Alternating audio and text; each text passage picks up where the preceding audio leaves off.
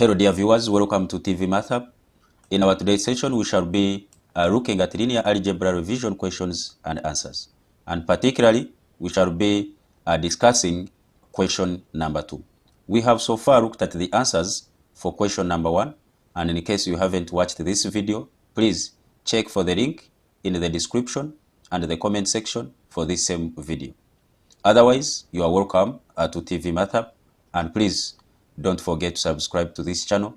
Hit in the subscribe button and you will always be updated first whenever a new video is uploaded. So without wasting time, let us look at question number 2.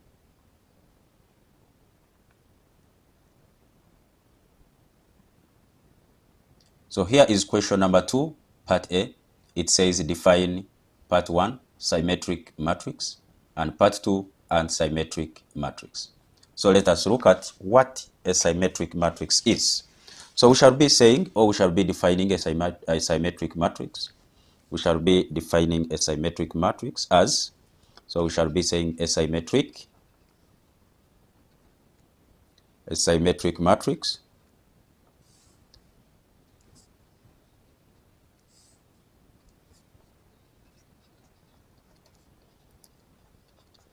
A symmetric matrix is simply a square matrix. This is a square matrix that is equal. This is a square matrix that is equal to its own transpose. A symmetric matrix is a square matrix that is equal to its own transpose. That is, if A is a symmetric matrix, if A is a symmetric matrix, then we shall be saying that this matrix A is equal to its transpose. So when you get the transpose of A, will be same as the matrix itself. So such a matrix for which its own transpose is equal to that same matrix, we shall be saying it is what we call a symmetric matrix. So in brief, we shall be saying a symmetric matrix is a square matrix that is equal to its own transpose. It is very important to note that this matrix must be a square matrix. Not any matrix can be a symmetric matrix. However, it should be first a square matrix for it to have the transpose. So you get a transpose of a matrix if it is a square matrix. So it is very important to include this one, a square matrix. 2, we shall talk about unsymmetric matrix. Unsymmetric matrix. So what is unsymmetric matrix? We shall be saying that unsymmetric matrix is also a square matrix. Is a square matrix. This is also a square matrix where such a matrix is equal to its negative of its own transpose. So we shall be saying that unsymmetric matrix is a square matrix that is equal. It is a square matrix that is equal to the negative. That is equal to the negative of its own transpose. Of its own transpose. So that is if A is unsymmetric. That is if A is unsymmetric.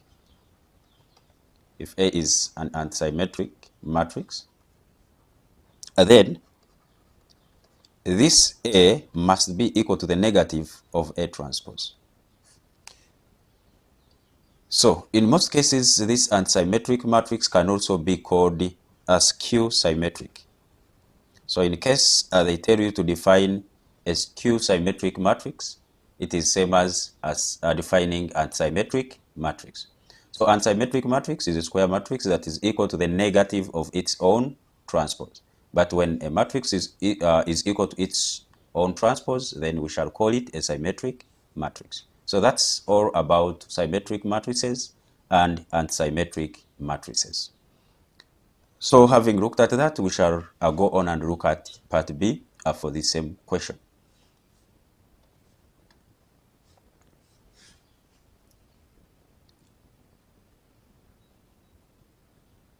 So in part B, we need to find AB transpose if you are given A as this and you have B as that. So let us also look at the solution. So we are given A, AB, A and B as that. So we need to first of all get AB. So let us get matrix AB. Matrix AB is same as matrix A, 1, 3, 2, -4. And you multiply it with B, which is 5, 0, -6, and 7. So you will multiply this. So let's multiply row by column. So 1 times 5. So we have here 1 times 5. We add there 2 times -6. 1 times 5, then 2 times, we multiply row by column. 1 times 5, then 2 times -6. 2 times -6. Then next we shall get the same row into this column. So 1 times 0, 1 times 0, plus 2 times 7. 2 times 7. So next we shall multiply this row into this column, the same row into this column. So 3 times 5. And we shall add there -4 times -4 times -6. Next we shall have 3 times 0. We shall add there -4 times 7. And this should be able to give us, this is 5 plus -12. This is 0 plus 14, 0 plus 14. Then this is 15 plus 24. This is 0 minus 28.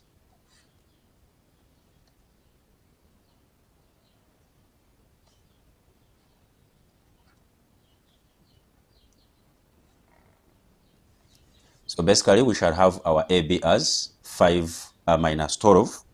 5 minus 12, that is -7. We shall have 0 plus 14, that is 14. We shall have 15 plus 24, that is 39. We shall have 0 minus 28, that is minus 28. So this will be AB. But we are interested in getting AB transpose. So get AB transpose. So AB transpose, that is the same as when you are transposing a matrix, what has been a row becomes a column, and what has been a column becomes a row. So in other words, this one here, which is a column, will become a row here, which means you have -7, then you have 39 here. Then this one here will now become 14, and this one here will remain -28. So this one here, which has been a row, will become a column, and this one that has been a column will become a row, as we can see here. So in other words, we can have our AB transpose, as -7, 39, 14, and -28. And this will be your answer. However, this same question can also be easily worked out by using the property that AB transpose, when you take AB transpose, it is same as getting B transpose, then multiplied by A transpose. Here you have to be careful.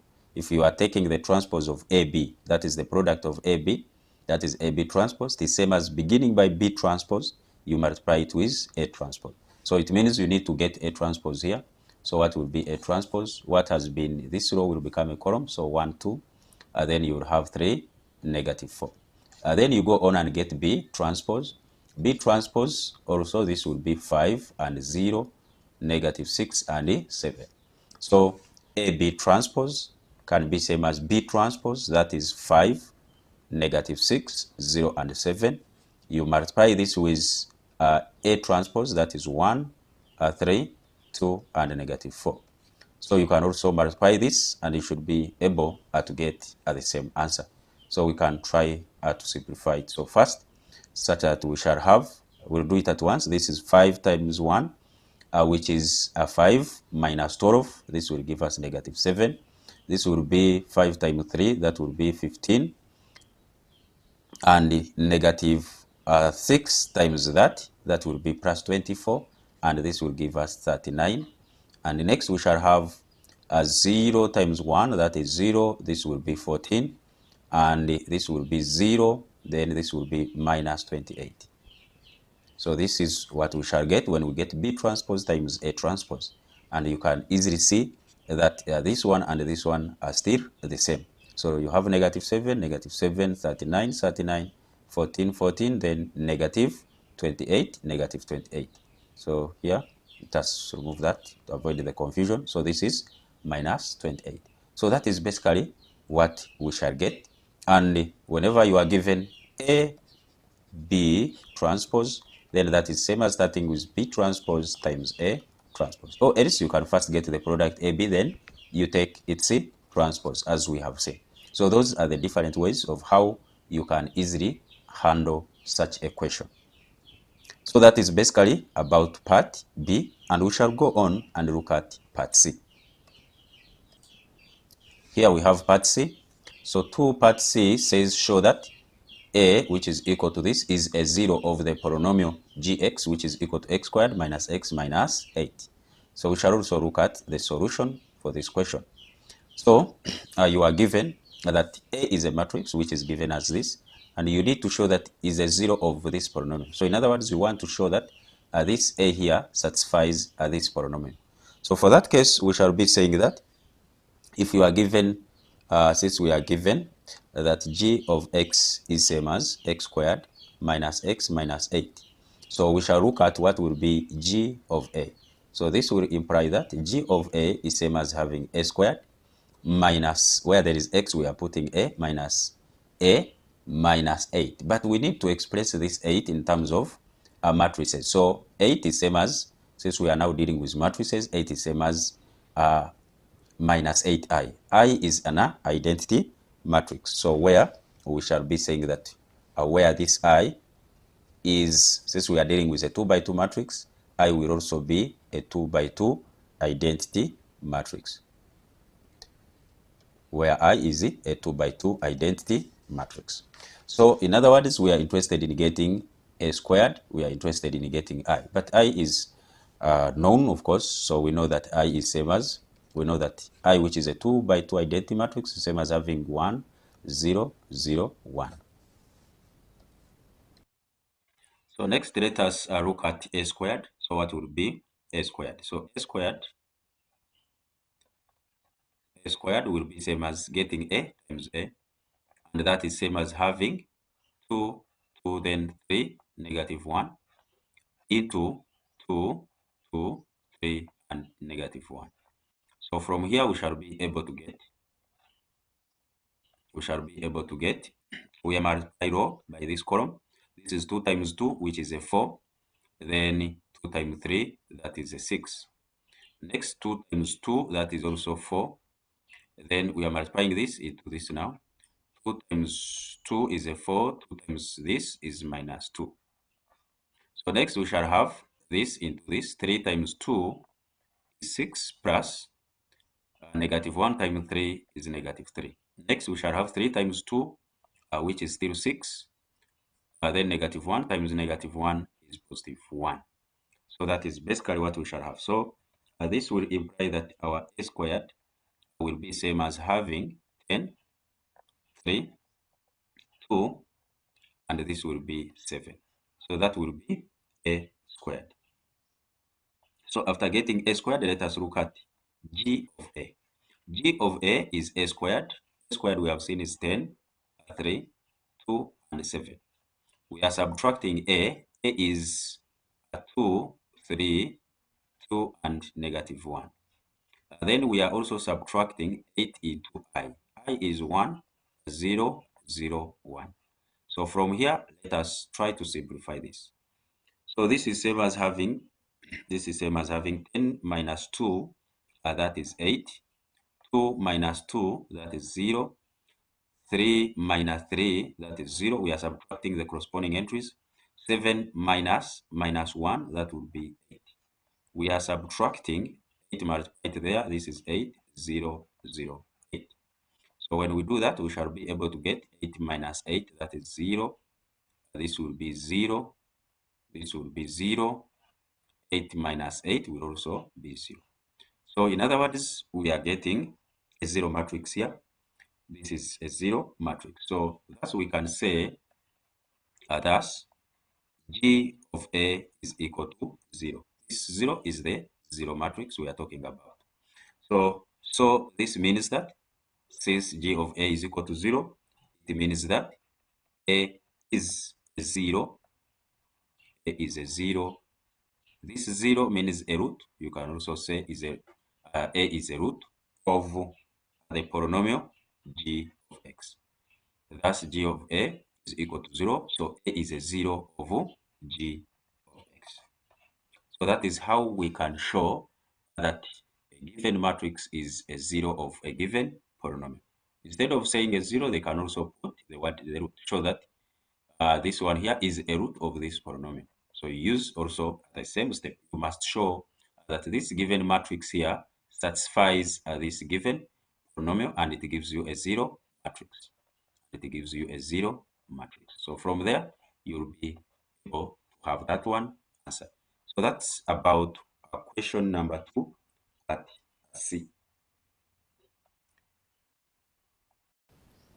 Now, looking at part D, part D says determine the values of beta for which the following system in X, Y, and Z has 1, a unique solution, 2, no solution, and 3, infinite solutions.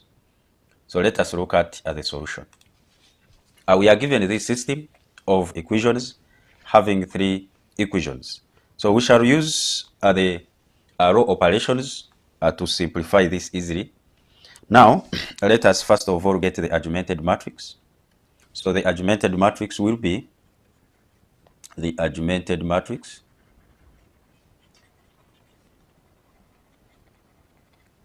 is, so we shall have this as 1, 1, negative 1. This is 2, 3, this is beta. This is 1, this is beta, then this is 3.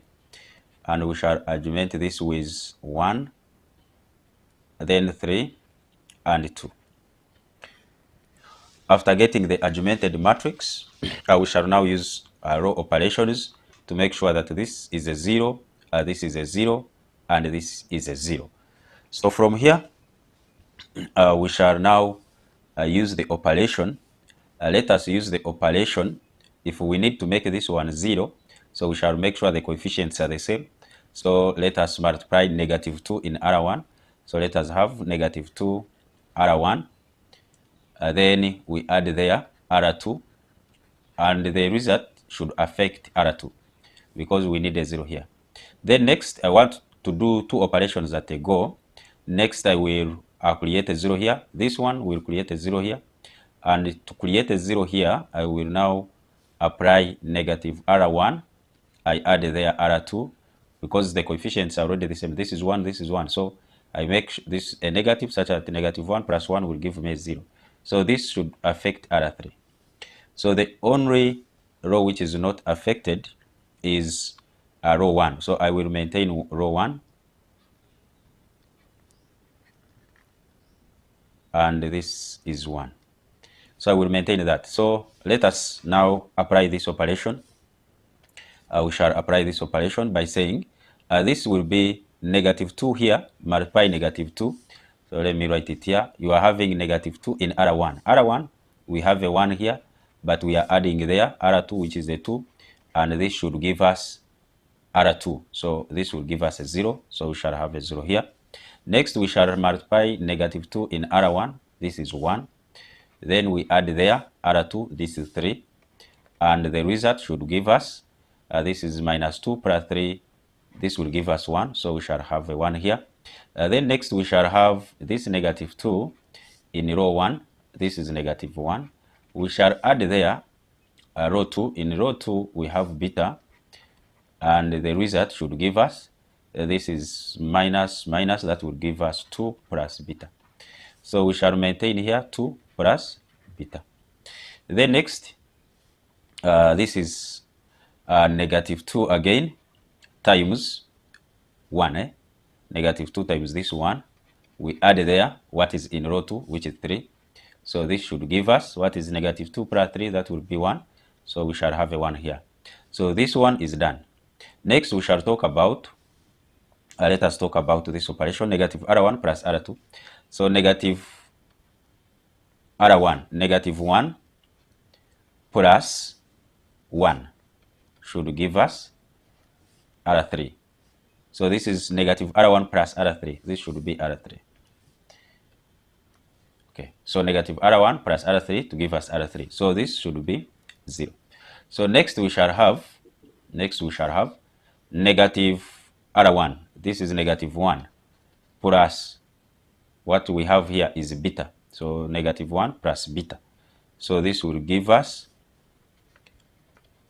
this is negative 1 plus beta, which I can write as beta minus 1. So this will give us beta minus 1. So next we shall have,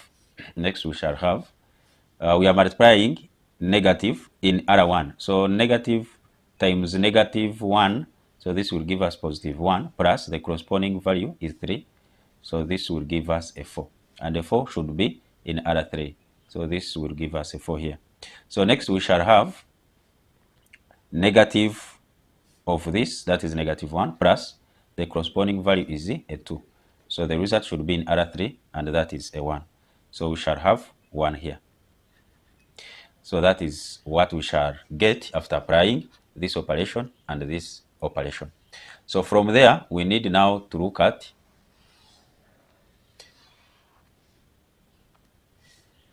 so next let us look at how best we can create a 0 here. So next we shall look at how best we can create a 0 here. So our interest is to make sure we create a 0 here, we create a 0 here, and we create a 0 here. So to do that, we have already achieved a 0 here, we have achieved a 0 here. So next we need to achieve a 0 here. So to achieve a 0 here, you make sure that these coefficients are the same. So since this is beta minus 1 and here I have 1, so I make sure that this is also beta minus 1. But of course, whenever you have the same coefficients, then 1 must be negative. So what I will do is to achieve beta minus 1 here, so I will be multiplying by beta minus 1 in row 2. But since I need to create a 0 here, one of them must be a minus. So I will create a minus on this, such that when I add it with this one here, when I add it with row 3, what I will get should be affecting row 3. What I will get should create a 0 in row 3. So this is giving us row 3. So I'm putting a minus on beta minus 1. I have simply interchanged the coefficients here. I have simply interchanged the coefficients here by multiplying by beta minus 1 here. I've multiplied by beta minus 1 here, such that this becomes also beta minus 1. Then, and this is also beta minus 1. But after achieving beta minus 1 here, you want to make sure that when you get the value that will be here plus what will be here, you get a 0. And to achieve that, then this one here must be a negative. Else, you can multiply beta minus 1 in R2, you subtract R3, and the result should still be in R3. So one of them must be a minus. So that's why I've created a minus with this. Else, you can create a minus here, and this one is maintained positive. That will still give you the same answer. So now, I will look at what will be maintained constant. I have a 1, I have 1, negative 1. So this is 1. So this is 0, this is 1, this is 2 plus beta. I'm maintaining the first row and second row constant. This is 1. So now the effect is in R3. So next, let us try to simplify that. Now, I'm multiplying negative beta minus 1 and 0. That will be 0 plus 0. That will give us a 0. Next, multiplying negative of beta minus 1 in row 2. Row 2, I'm having 1 here. So I'm adding there again beta minus 1. I'm adding there again beta minus 1. So what I get is what I will put here. So this is same as negative. This is same as negative beta minus 1 times negative. This will give us a plus, then plus beta minus 1. So this will give us negative beta plus beta is 0, 1 minus 1 is 0. So this will give us a 0. So the 0 is what I will put here. So we have achieved the 0 here. So next we shall have,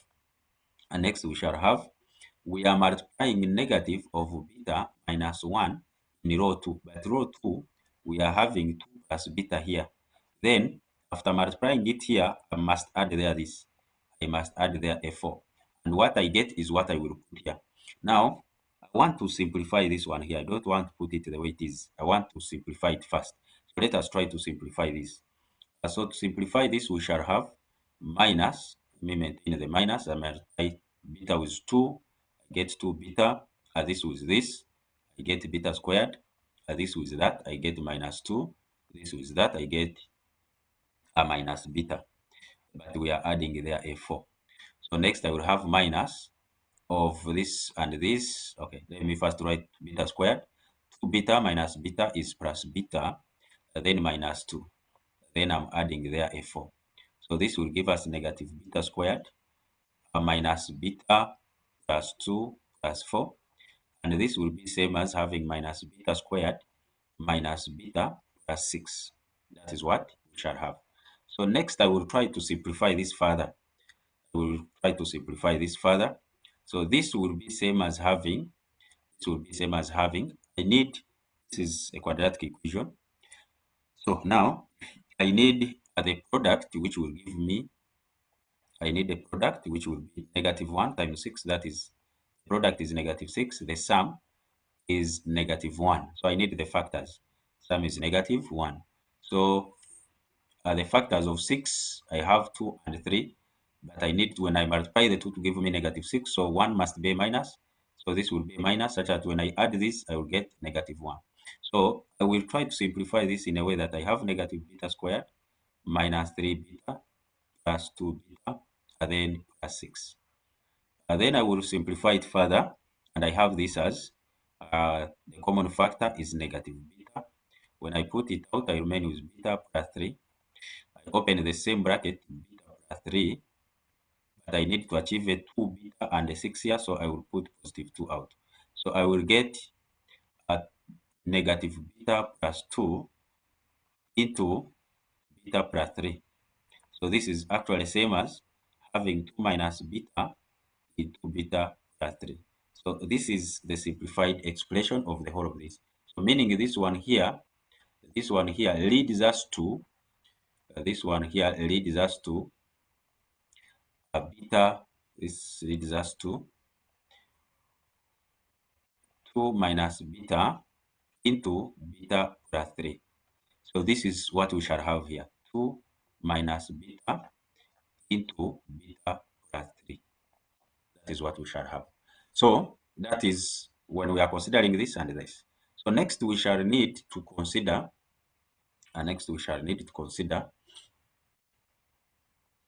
so next let us consider, we are multiplying negative of beta minus 1 in R, we are multiplying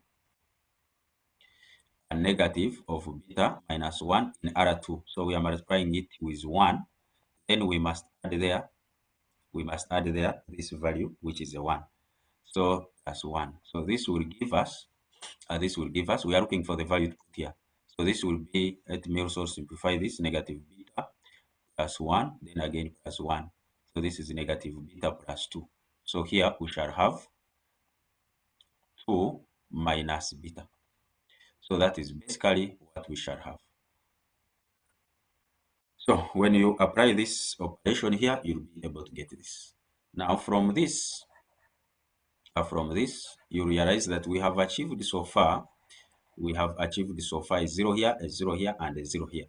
And that was our main interest.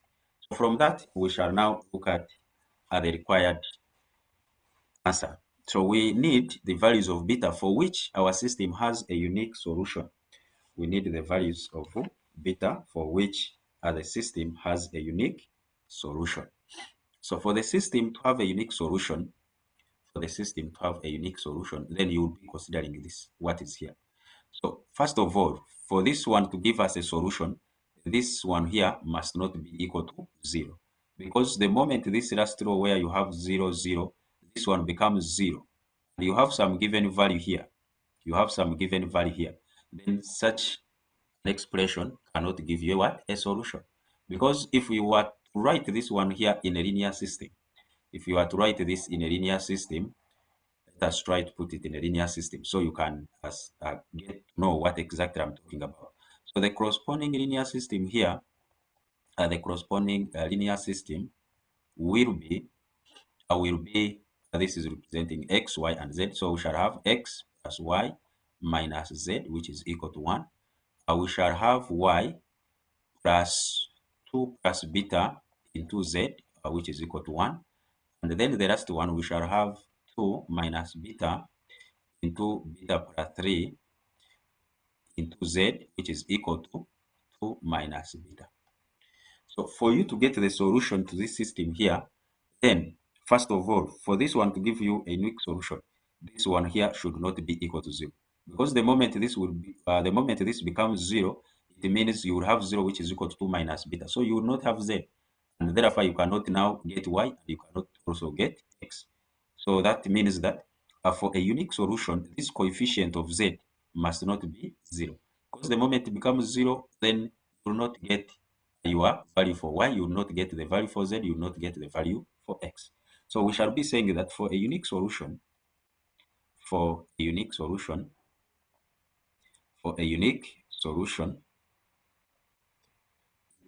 this coefficient 2 minus beta into beta plus 3 should not be equal to 0. And for that case, it implies that 2 minus beta should not be equal to 0. At the same time, beta plus 3 should not be equal to 0. In other words, beta should not be equal to 2, or beta should not be equal to negative 3. The moment beta becomes 2, at the moment beta becomes negative 3, it means this one here will become 0. And the moment this becomes 0, you cannot get z. And if z cannot be obtained, you cannot also get y, and you cannot also get x. So for a unique solution, beta should not be equal to 2, beta should not be equal to negative 3. For any values of beta other than 2 and negative 3, you'll be able to get the value for z. For example, if beta is 0, then it means you will have something like 2 times 3 into z, which is equal to 2. So you realize you'll be able to get the value for z. So that is how we shall get a unique solution. So next we shall talk about no solution. So for no solution to exist, then this one must be equal to what? Must be equal to 0. So for no solution, we shall see if you get, let us look at for no solution. So for no solution,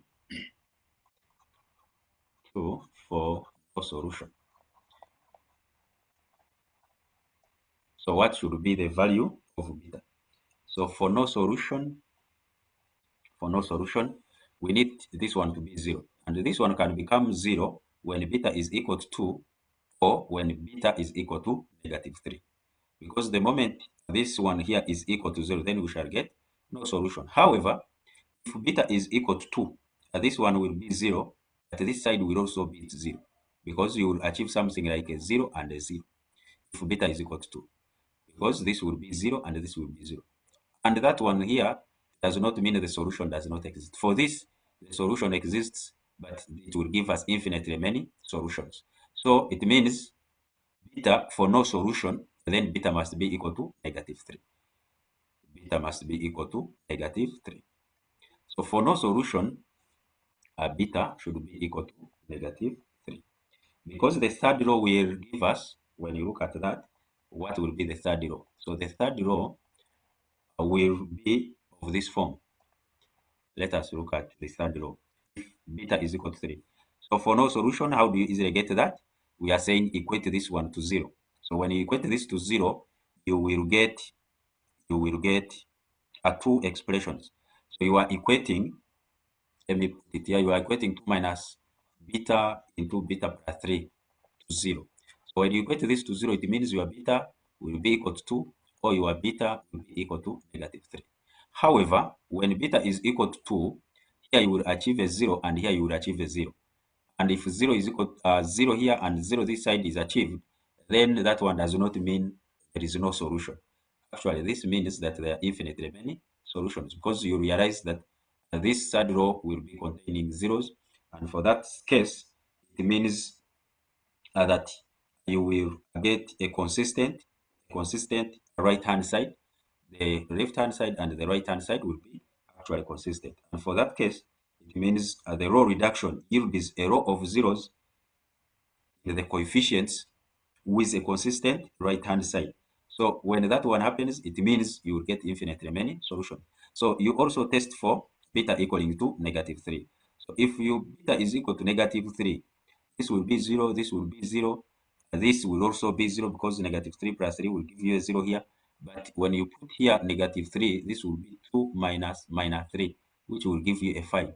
So your third row will actually become 0, 0, 0, and the last one, this side will be a 5. So it means from your system here, you are having 0, which is equal to 5.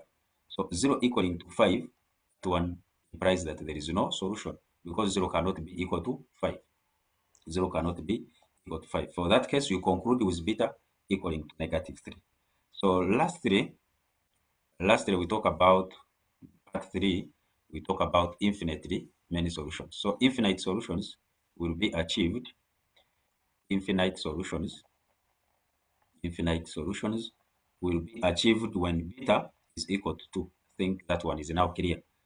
When beta is equal to 2. Because when beta is equal to 2, your third row will appear like this. Third row will appear like you have 0, 0, 0, and also this side you'll have 0. So when as such exists, it means there are infinitely many solutions. So one of the variables will be a free variable. So z will be your free variable. So for that case, you'll be able to get beta as 2. So that is how best you can answer this question. So for unique solution, we have seen that. For no solution, then for infinitely many solutions. So that is how part D can be answered. And lastly, so we have part E. Okay. So next we have, when are two matrices A and B said to be equal? When are two matrices A and B said to be equal? So two matrices A and B are said to be equal, or are equal, if they have the same order. If they have the same order, or what we call the size. If they have the same order and each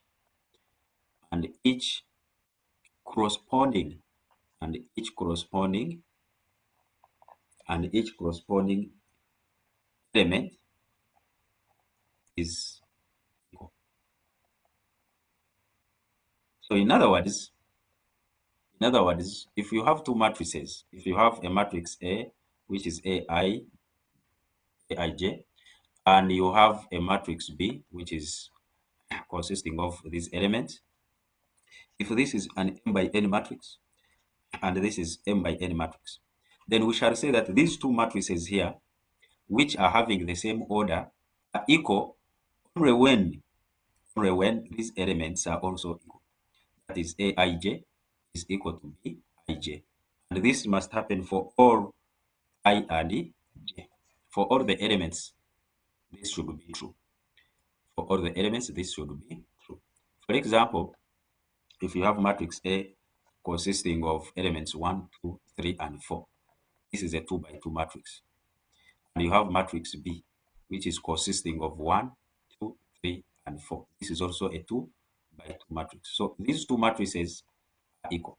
A and B are equal because they have the same order and the elements are still the same. Actually, they are equal. This entry is equal to this is equal to that, this is equal to this is equal to that. However, in case, for example, here, you have an element like a 5. Though they have the same order, but one of these entries is not equal. 4 is not equal to 5. So for that case, A and B are not equal. For that case, A and B are not equal. So that is how we define equal matrices. So let us look at the last part.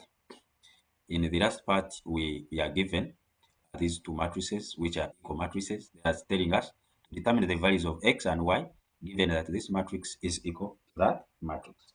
So from here, if these matrices are equal, as we have seen, then it means their corresponding entries must also be equal. So in other words, this should be equal to this It's already clear that 14 is equal to 14. Negative 3 should be equal to this, and this one should also be equal to that. So for that case, we shall say this matrix is equal to that. So what we shall do here is we shall try to equate. We shall look at equating corresponding elements. Equating corresponding elements. So we need to equate the corresponding elements. So this corresponds to that. That is x plus 2y corresponds to 4. And we shall have this as equation number 1. 2, 14 is already equal to 14. Negative 3 is already equal to negative 3. Then y minus 2 should also be equal to 7 plus 3x. So let us try to rearrange this to be in form of x and y. So I will bring this. So this will be minus 3x plus y. I will take this one the other side is equal to 7 plus 2. So minus 3x plus y will be equal to 9. And we can call this one equation number 2. So from equation 1 and 2, we shall solve this simultaneously.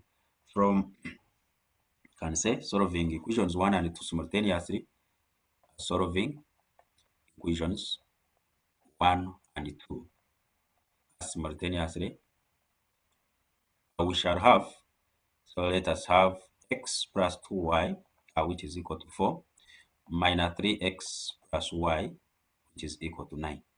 So let us make sure the coefficients of what we need to eliminate are the same. So we can eliminate y by multiplying here by 2. And if that one becomes, we shall have x plus 2y, which is equal to 4.